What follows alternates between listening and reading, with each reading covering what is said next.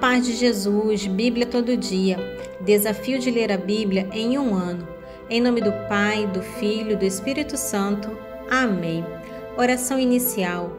Abre, Senhor, a minha mente para que eu compreenda, minha boca para que eu proclame e meu coração para que eu acolha. Amém. Em resumo, 1 Crônicas 28 é um capítulo fundamental que solidifica a legitimidade divina da sucessão de Salomão e do projeto do templo. Davi explica que a proibição de ele construir o templo e a escolha de Salomão foram atos soberanos de Deus. Davi instrui Salomão sobre a importância de um relacionamento sincero com Deus e exorta toda a nação a obedecer os mandamentos. A entrega dos planos detalhados que Davi afirma ter recebido diretamente de Deus estabelece o templo como uma construção divinamente projetada e não uma invenção humana. Davi assegura a Salomão o apoio de todo Israel para a grandiosa obra. Este capítulo serve como a transferência formal da visão do templo de Davi para Salomão, garantindo que o projeto fosse executado de acordo com a vontade de Deus. Vamos à leitura. 1 Crônicas, capítulo 28. Davi reuniu em Jerusalém todos os chefes de Israel, os chefes das tribos, os chefes de divisões, a serviço do rei, os chefes de milhares e os chefes de centenas, os intendentes de todos os bens e rebanhos do rei e de seus filhos, assim como os eunucos, os heróis e todos os soldados valentes. O rei Davi de pé disse-lhe: Escutai-me, meus irmãos e meu povo. Tinha eu a intenção de construir uma residência para a arca da aliança do Senhor e o escabelo dos pés de nosso Deus. Já havia feito preparativos para essa construção. Mas Deus disse-me: Tu não construirás uma casa ao meu nome, porque és um guerreiro e derramaste sangue. O Senhor, Deus de Israel, escolheu-me do seio de toda a minha família para ser rei de Israel para sempre. Foi Judá que escolheu por chefe da casa de Judá a casa de meu pai, e entre os filhos de meu pai foi a mim que elegeu para reinar sobre todo Israel.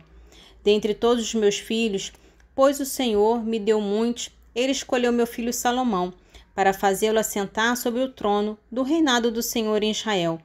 É Salomão teu filho, disse-me ele, que construirá minha casa e meus atos, porque eu escolhi por filho e ser-lhe-ei um pai. Firmarei para sempre seu reino se ele continuar a cumprir como hoje meus mandamentos e minhas ordens. Agora, em presença de todo Israel, da Assembleia do Senhor, em presença de nosso Deus que nos ouve, guardai e observai comigo todos os mandamentos do Senhor nosso Deus, para manter a posse dessa excelente terra e legá-la a vossos filhos, que vos seguirão para sempre. E tu, Salomão, meu filho, conhece o Deus de teu pai e serve-o com um coração leal e com a alma devotada, pois ele sonda todos os corações e penetra todos os desígnios do Espírito. Se o procuras, ele deixar-se-á encontrar por ti, mas se o abandonas, rejeitar-te-á para sempre. Considera, portanto, que o Senhor te escolheu para construir uma casa, que será seu santuário. Coragem e põe-te a trabalhar. Davi deu a Salomão, seu filho, os planos do pórtico e das construções, salas do tesouro, aposentos superiores, aposentos interiores, assim como os da sala do propiciatório, o plano de tudo o que lhe tinha no espírito, referente ao átrio do templo, a todas as salas ao redor, para os tesouros do templo e os tesouros das coisas sagradas, para as classes de sacerdotes e levitas, assim como toda a organização do serviço da casa de Deus.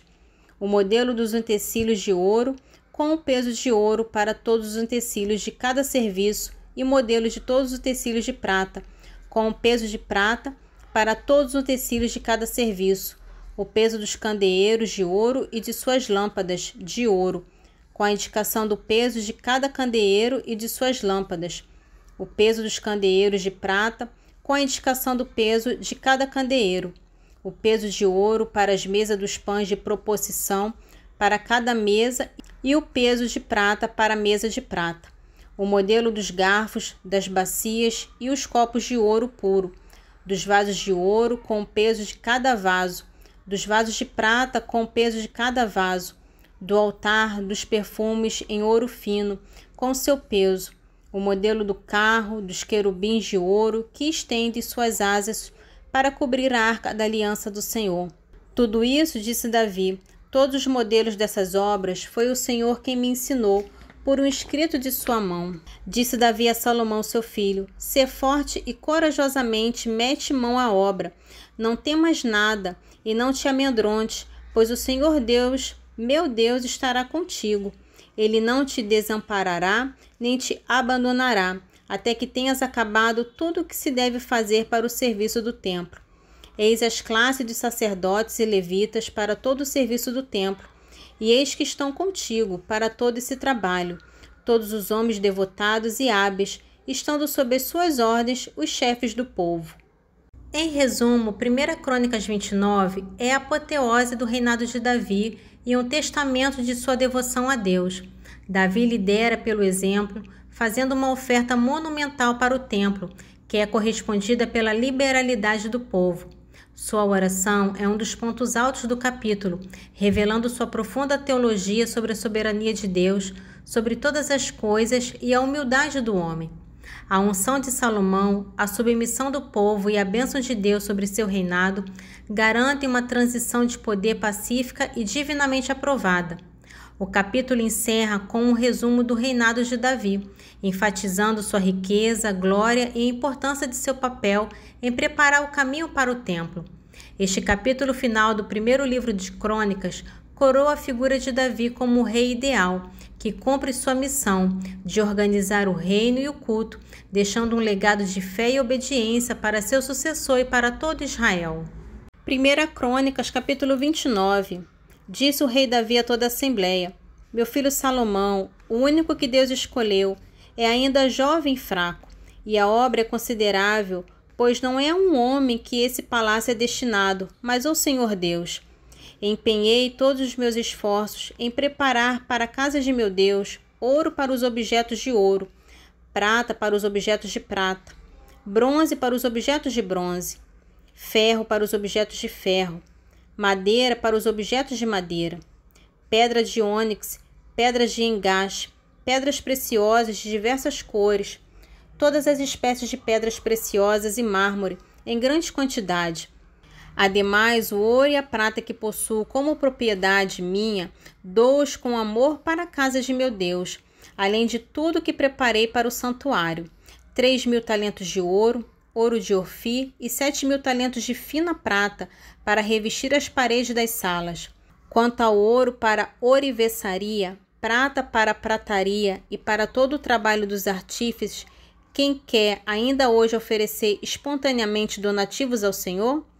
O chefe das famílias, os chefes das tribos de Israel, os chefes de milhares e de centenas, assim como os intendentes do rei, fizeram donativos voluntários, fizeram para o serviço do templo 5.000 talentos de ouro, 10.000 dáricos, 10.000 talentos de prata, 18.000 talentos de bronze e 100.000 talentos de ferro.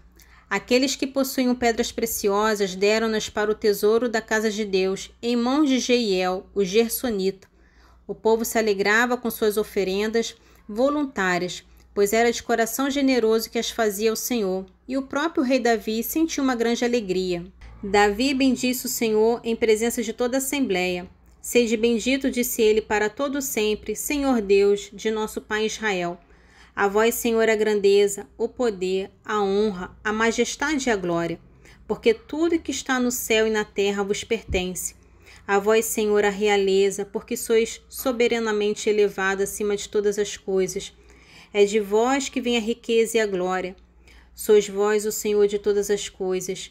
É em vossa mão que residem a força e o poder, e é vossa mão que tem o poder de dar a todas as coisas grandeza e solidez. Agora, ó nosso Deus, nós vos louvamos e celebramos vosso nome glorioso.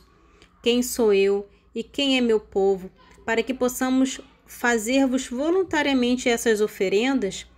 Tudo vem de vós, e não oferecemos senão o que temos recebido de vossa mão.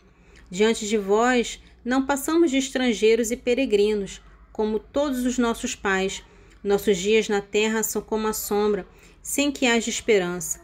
Senhor nosso Deus, todas essas riquezas que preparamos para construir uma casa ao vosso santo nome, É de vossa mão que ela vem, e a vós pertence. Eu sei, meu Deus, que perscrutais os corações e amais a retidão. Por isso é na retidão e espontaneidade de meu coração que vos ofereço tudo isso, e é com alegria que vejo agora vosso povo, aqui presente. Fazei-vos suas oferendas voluntárias, Senhor Deus de Abraão, de Isaque e de Israel. Nossos pais, guardai para sempre no coração de vosso povo estas disposições e sentimentos, e dirigi seu coração para nós. A meu filho Salomão, dai um coração íntegro para observar vossos mandamentos, vossos preceitos e vossas leis, para pô-lo todos em prática, e para construir este edifício para o qual fiz os preparativos. Depois disse Davi a toda a assembleia: Bendizei o Senhor nosso Deus. E toda a assembleia bendisse ao Senhor, o Deus de seus pais, inclinando-se e prostrando-se diante do Senhor e diante do rei. No dia seguinte, imolaram as vítimas ao Senhor e ofereceram holocaustos, 1000 touros, 1000 carneiros e 1000 cordeiros, com as libações ordinárias e outros sacrifícios, em grande quantidade por todo Israel. Nesse dia, comeram e beberam diante do Senhor com grande alegria, pela segunda vez. Proclamaram o rei Salomão, filho de Davi, e ungiram-no chefe diante do Senhor. Ungiram também Sadoque como sumo sacerdote. Salomão tomou posse do trono do Senhor como rei no lugar de Davi, seu pai. Prosperou e todo Israel obedeceu-lhe. Todos os chefes e heróis, e mesmo todos os filhos do rei Davi, sujeitaram-se ao rei Salomão. O Senhor elevou ao mais alto grau a grandeza de Salomão, à vista de todo Israel, e deu a seu reino tal esplendor que nenhum rei de Israel jamais possuiria antes dele. Davi, filho de Isai, tinha reinado sobre todo Israel. A duração de seu reinado sobre Israel foi de 40 anos, 7 anos em Hebrom e 33 anos em Jerusalém. Faleceu numa feliz velhice, carregado de dias de riqueza e de glória. Seu filho Salomão sucedeu-lhe no trono. Os feitos do rei Davi, dos primeiros aos últimos, estão relatados no livro de Samuel, o vidente, no livro do profeta Natã e no livro de Gade, o vidente, com todo o seu reino e todos os seus feitos, e as vicissitudes pelas quais passou, assim como Israel e todos os reinos das terras vizinhas. Em resumo, esse trecho de Atos capítulo 10 é um marco na história da igreja primitiva, a preparação divina, pois Deus inicia o processo de inclusão dos gentios por meio de visões simultâneas a um gentio, temente a Deus, que é Cornélio, e ao líder dos apóstolos, que é Pedro.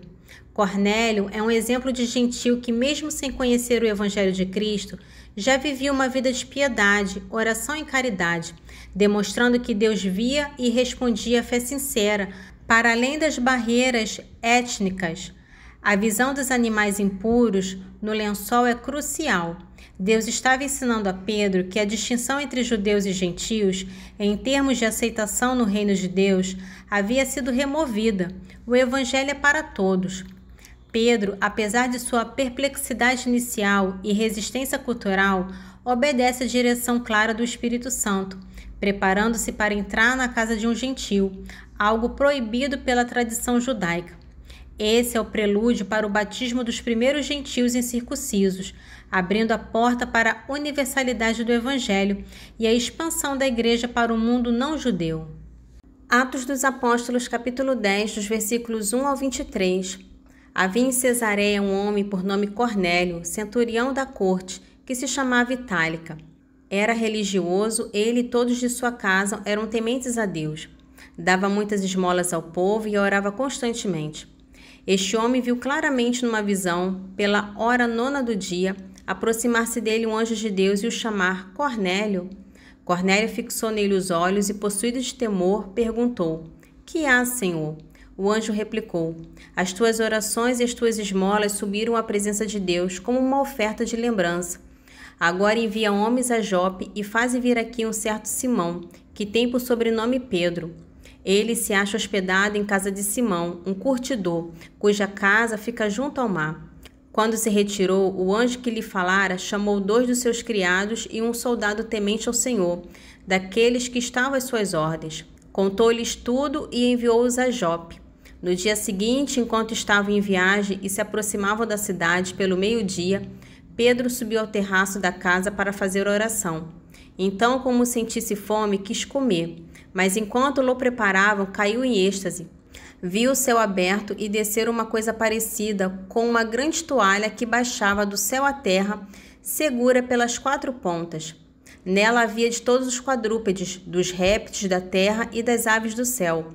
Uma voz lhe falou: Levanta-te, Pedro, mata e come. Disse Pedro: De modo algum, Senhor, porque nunca comi coisa alguma profana e impura. Esta voz lhe falou pela 2ª vez: O que Deus purificou, não chames tu de impuro. Isso se repetiu 3 vezes e logo a toalha foi recolhida ao céu.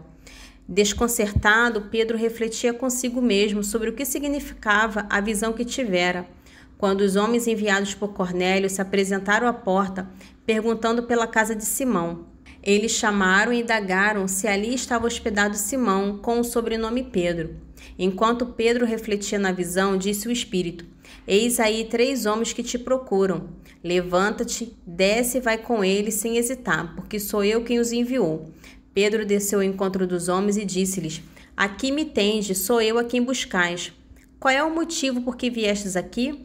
Responderam: O centurião Cornélio, homem justo e temente a Deus, o qual goza de excelente reputação entre todos os judeus, recebeu de um santo anjo o aviso de te mandar chamar à sua casa e de ouvir as tuas palavras. Então Pedro os mandou entrar e hospedou-os. No dia seguinte, levantou-se e partiu com eles, e alguns dos irmãos de Jope o acompanharam. Esse trecho do Salmo 67 exalta a montanha de Sião como lugar da morada eterna de Deus, em contraste com outros montes grandiosos.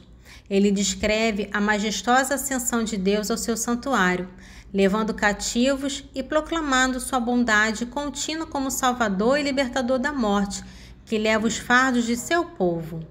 Salmo 67, dos versículos 16 ao 21. Os montes de Baçã são elevados, alcantilados são os montes de Baçã. Montes escarpados, por que invejais a montanha que Deus escolheu para morar, para nela estabelecer uma habitação eterna? São milhares e milhares os carros de Deus. Do Sinai vem o Senhor ao seu santuário. Subindo nas alturas, levastes os cativos. Recebestes homens como tributos, aqueles que recusaram habitar com o Senhor Deus. Bendito seja o Senhor todos os dias. Deus, nossa salvação, leva nossos fardos. Nosso Deus é um Deus que salva. Da morte nos livra o Senhor Deus. Nesse trecho de sabedoria, o autor expressa sua súplica a Deus para que a sabedoria o inspire em suas palavras e pensamentos. Em seguida, ele descreve a amplitude do conhecimento que a sabedoria proporciona, abrangendo desde a constituição do mundo até os segredos da natureza e do tempo. Ele atribui à sabedoria o poder de revelar tudo, o que é oculto e visível por ela, ser artifício de todas as coisas. Livro de Sabedoria, capítulo 7, dos versículos 15 ao 21. Que Deus me permita falar como eu quisera e ter pensamentos dignos dos dons que recebi, porque é Ele mesmo quem guia a sabedoria e emenda os sábios, porque nós estamos nas suas mãos, nós e nossos discursos, toda a nossa inteligência e nossa habilidade. Foi Ele quem me deu a verdadeira ciência de todas as coisas, quem me fez conhecer a constituição do mundo e as virtudes dos elementos, o começo, o fim e o meio dos tempos, a sucessão dos solstícios e as mutações das estações, os ciclos do ano e as posições dos astros, a natureza dos animais e os instintos dos brutos, os poderes dos espíritos e os pensamentos dos homens, a variedade das plantas e as propriedades das raízes.